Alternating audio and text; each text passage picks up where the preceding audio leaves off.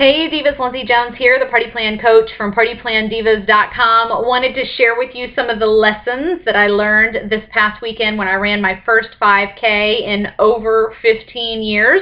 Back in January when I encouraged you all to set bold goals, one of mine was to run a 5K race this year. Again, it's been well over 15 years since I've done anything like this, so it was pretty bold for me to set that goal, but I decided I was going to do it. I had two runners with me. Mike had decided that he wanted to give it a shot a few weeks ago, so I enrolled him or registered him too. Mike has never run for distance. He's never done anything like this.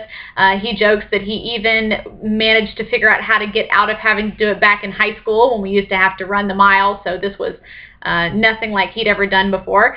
And then my 13-year-old daughter actually ran with us also, and of course she has to run the mile every term and is very athletically fit and active and in much better health than Mike and I are, by far. But so we lined up on Saturday at 7:30 in the morning. It was a beautiful morning. It had rained, so it was a little bit humid, but was clearing out. It was not too terribly hot, and we got started. They rang the bell, and we all took off. And we got about 200 feet before my shin splints started screaming. Shin splints are something that I have battled forever, whether I was running for distance or doing sprints.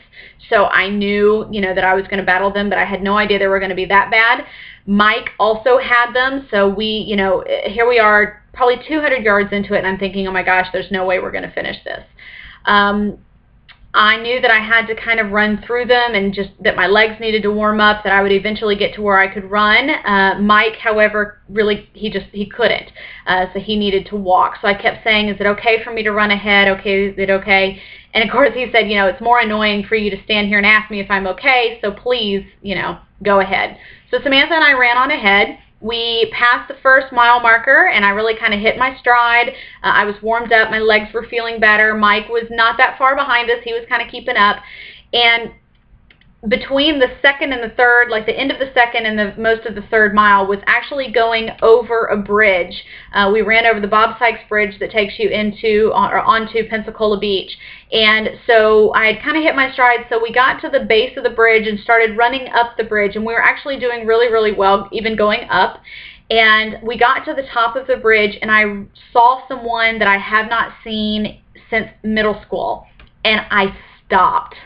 She was there to take pictures of the race. She had her nice big, sport camera out and stuff, and she was taking pictures of the race, and I hadn't seen her, and it was so good to see her that I actually stopped running, which is so foolish, and I knew better, to talk to her for a minute. Samantha was beside me, kind of like trying to jog in place and whatever and not lose it, not stop.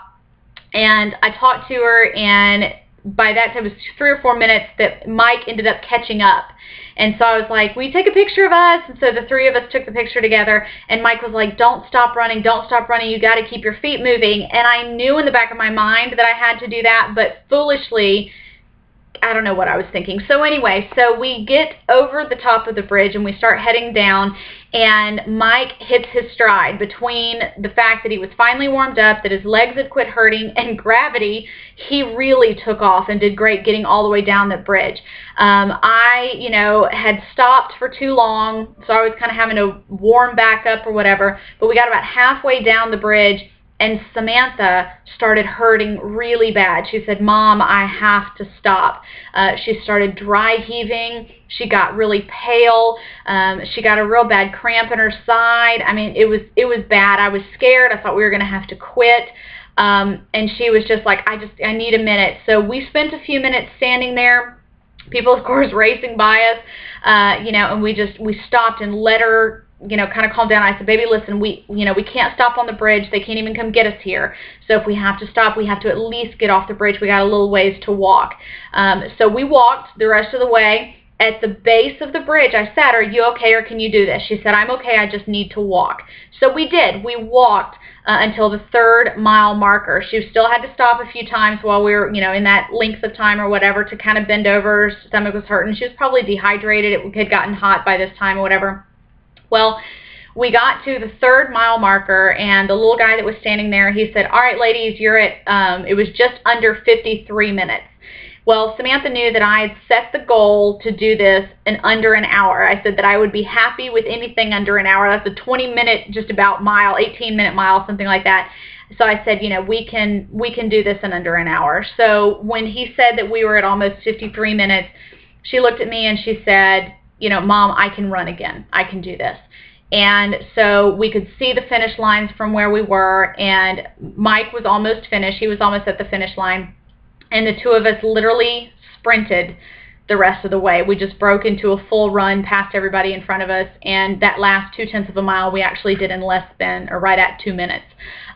So, you know, we finished the race in 54:54 was our official time coming in, so I got it in under my hour, and she was able to really push through and come in. But what I thought was so amazing and such just a huge lesson for me, you know, in business a lot, we prejudge and we think that we know how something's going to turn out or how someone is going to turn out. Never in a million years did I think that Mike, the person with no training, with no experience, that I would venture to say is, you know, worse physical fitness than, you know, at least Samantha, maybe he and I are a little even, would end up winning the race. Out of the three of us, the one who didn't have any experience is the one who won. And the one who I would have thought would do it in a piece of cake, that perfect candidate, was the one who actually struggled the most. So I think, how many times in business do we maybe overlook the people that we don't think would be good at it, or the people that, you know, in the very beginning, in that first 200 yards or whatever, they stumble, and you know, and we don't think that they're going to be able to get it, so we don't support them through it. And may even, you know, ultimately be the reason for their failure. So I thought it was just a really big lesson for me to learn, you know, not to prejudge, not to assume anything. We all did feel fantastic after the race was over. It felt so great to say that we were going to do it together, even though we didn't all finish together, but to have accomplished it. And we actually came home and signed up for another race. So we'll be doing another one in just a couple of weeks. But, you know, the other thing that I learned for me was that the business, just like the race, it's really a personal thing. Like you know, my next race, my only goal in the next race is to beat my time.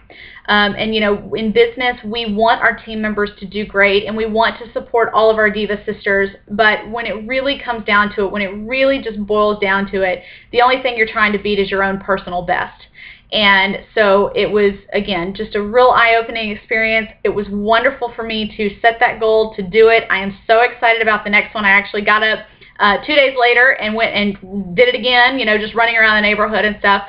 So I kind of got the fire, got excited about that, but also, you know, learned the lesson.